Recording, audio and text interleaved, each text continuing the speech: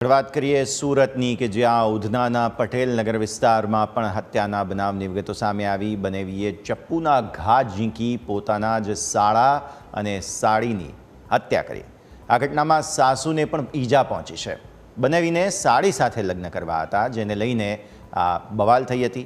યુવતીના પરિવારે લગ્નની ના કહેતા આરોપી ઉશ્કેરાયો હતો। યુવતીનો પરિવાર યુપીથી સુરત આવ્યો છે, ત્યારે તે ખરીદી કરવા માટે આ પરિવાર सूरत આવ્યો હતો અને આ સમગ્ર મામલે પોલીસે વધુ તપાસ હાથ ધરી છે।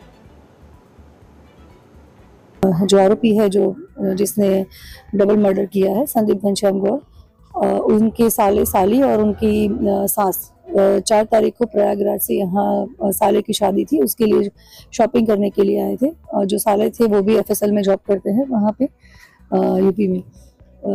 जो आरोपी हैं संदीप गौड़, उनको उनकी साली से शादी करनी थी। उसी मत्ते उन दोनों को उन सबका फैमिली में झगड़ा हो गया। सबने बोला कि इस तरह से शादी साले के साथ नहीं हो सकती।